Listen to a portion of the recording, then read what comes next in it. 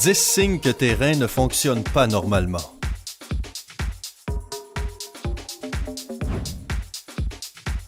Il est très difficile de ne pas tomber dans l'agitation de la vie de tous les jours. Donc, nous nous arrêtons rarement un moment pour prendre le temps de considérer que notre corps est grandement sollicité car il réalise des milliers d'actions juste pour nous maintenir en vie au sens propre du terme. Ton corps t'envoie actuellement des cris d'alerte lorsque quelque chose ne fonctionne pas comme il le devrait et ignorer ces signaux pourrait avoir des conséquences dramatiques. Sympa a fait pour toi une liste de 10 signes qui indiquent que tes reins ne fonctionnent pas correctement. Donc, montre un peu d'amour à ces organes en forme de haricots en regardant la vidéo jusqu'au bout. Ainsi, tu sauras si tes reins sont en bonne santé. Numéro 10. Un sommeil perturbé. Premièrement, établissons ensemble quelles sont les fonctions des reins. Ils sont responsables de l'élimination des toxines à travers l'urine. Tu pourrais donc les appeler éboueurs du corps humain. Et s'ils ne fonctionnent pas correctement, ces mauvaises toxines restent dans le corps et dans le sang. Lorsqu'il y en a trop dans ton corps, il devient très difficile de bien dormir. C'est pourquoi si tu as du mal à t'endormir, cela pourrait être un signe que tes reins ne fonctionnent pas bien.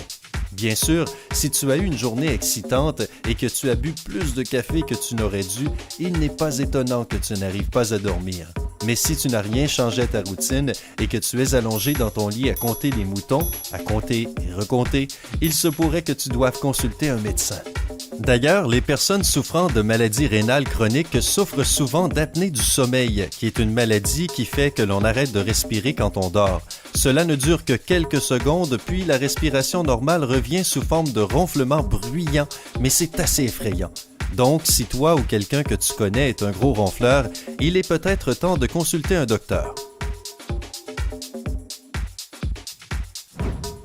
Numéro 9. Maux de tête, fatigue et état de faiblesse générale. Voilà comment cela fonctionne. Les globules rouges fournissent le corps en oxygène, ce qui te procure l'énergie dont tu as besoin. Bien sûr, moins tu as de globules rouges, plus tu te sens fatigué.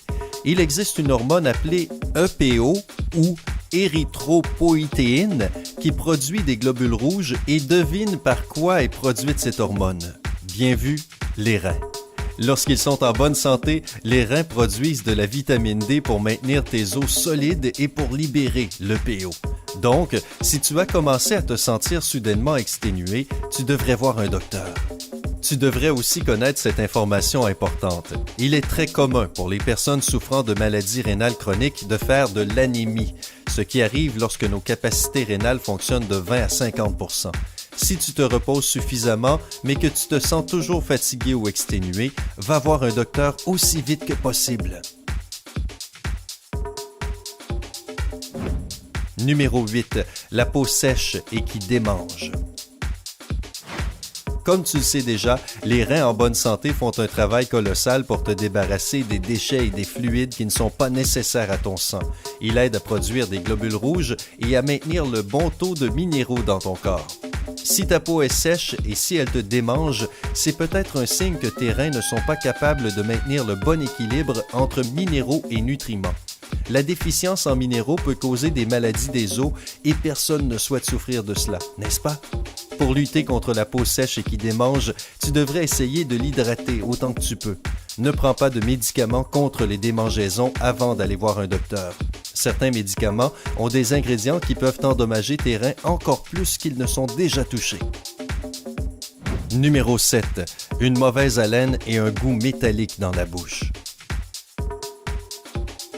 Quand il y a trop de déchets dans le sang, cela finit par créer une sorte de goût métallique dans la bouche, ce qui affectera les saveurs que tu ressens quand tu manges. Je ne sais pas pourquoi, mais personnellement, je préfère que ça ait un goût délicieux et non pas métallique. De plus, la mauvaise haleine est un autre signe que tu as trop de toxines et autres sortes de particules nocives dans ta circulation sanguine. Et non, les tic-tac ne t'aideront en rien. L'autre danger, c'est que la haute teneur en toxines te fasse perdre l'appétit en général, surtout pour la viande. Et une perte d'appétit conduit naturellement à la perte de poids. Rappelle-toi qu'il y a énormément de raisons pour lesquelles la nourriture peut avoir un goût métallique, allant des allergies à un manque d'hygiène bucco-dentaire. Normalement, le goût métallique dans la bouche devrait disparaître après que le problème suspecté ait été éliminé.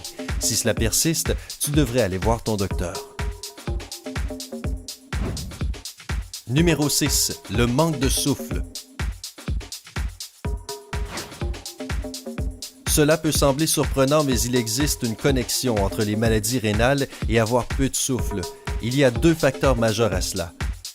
Tout d'abord, les fluides superflus dans le corps, que les reins ne peuvent éliminer, se déplacent facilement dans les poumons.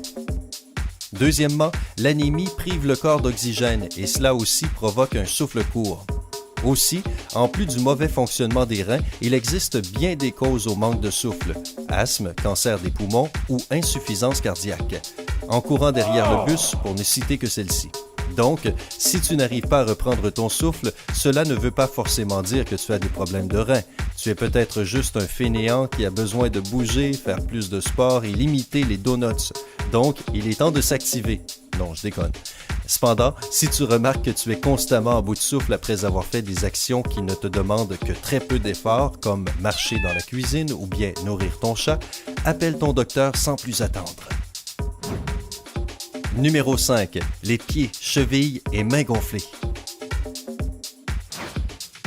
Donc, nous avons établi que les reins qui ne fonctionnent pas bien ne peuvent pas éliminer les fluides superflus de ton corps. Cela peut conduire à de la rétention d'eau, qui peut par la suite faire enfler tes chevilles, pieds et mains. Les gonflements dans les parties inférieures de ton corps peuvent aussi être un signe que ton cœur et ton foie ont des problèmes, ou même les veines de tes jambes. Parfois, prendre des médicaments qui éliminent l'excès de fluide dans ton corps peut arrêter les gonflements. Mais nous te recommandons fortement de consulter un spécialiste avant de t'acheter ce genre de médicaments. Les reins sont un problème assez sérieux. Tu n'as pas envie de remuer le couteau dans la plaie. Un autre problème est qu'en prenant des médicaments qui ne sont pas bons pour toi, cela rendra le travail de ton médecin bien plus difficile car tu pourrais masquer les symptômes qui devraient normalement t'aider avec un bon diagnostic. Numéro 4. Les maux de dos. Cela n'est pas surprenant car les reins sont situés dans le dos. Les douleurs lombaires dues au dysfonctionnement des reins sont généralement profondes et situées juste en dessous de la cage thoracique, mais l'on peut aussi ressentir de la douleur dans l'aine ou dans les hanches. Les douleurs de dos et de jambes peuvent aussi être causées par des kystes rénaux, qui sont des sortes de poches remplies de liquide formées sur les reins comme conséquence d'une maladie polykystique des reins. J'imagine que les spectateurs les plus sensibles sont déjà en train d'appeler leur docteur pour prendre rendez-vous. Mais tenez bon encore un petit moment, il y a quelque chose que tu devrais savoir à propos des maux de dos. Quand c'est dû aux problèmes de reins, les gens qui souffrent de maux de dos se sentent souvent malades, ont de la fièvre, vomissent et ont souvent besoin d'uriner. Si tu n'as aucun de ces symptômes, tu es sauvé. En tout cas, tu n'as pas de problème de reins. Les maux de dos classiques qui n'ont rien à voir avec les reins sont différents. La douleur est plus localisée et arrive souvent sans prévenir et sans fièvre. Mais dans tous les cas, si tu as mal au dos et que les antidouleurs ne font pas effet, tu devrais consulter ton docteur. Numéro 3. Les yeux gonflés. Les yeux gonflés sont un signe avant-gardiste de problèmes de reins. Si le système de filtration des reins ne fonctionne pas bien, les reins peuvent laisser passer des protéines dans les urines au lieu de les retenir et de les distribuer équitablement dans le corps. Comme tu pourras le deviner, cette protéine est responsable des poches sous les yeux. Donc, si tu es tout à fait certain que ton corps se repose suffisamment et que tu n'as pas passé la soirée à pleurer devant un film à l'eau de rose, mais que tu continues de voir des poches et des gonflements autour de tes yeux, fais en sorte de prendre un rendez-vous chez ton docteur.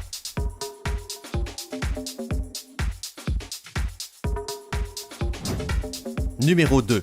Une forte tension artérielle. Ton système sanguin et tes reins sont comme le yin et le yang. Ils sont interconnectés et totalement dépendants l'un de l'autre.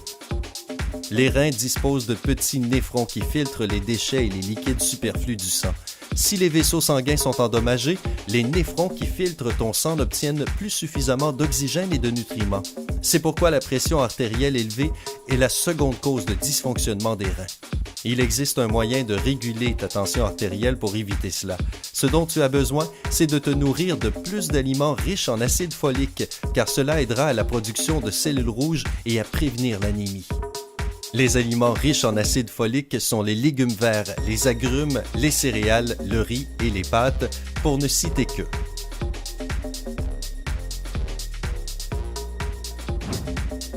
Numéro 1. Des changements dans les urines. Donc, nous avons dit que tes reins étaient responsables de la production d'urine et de l'élimination des déchets à travers elle.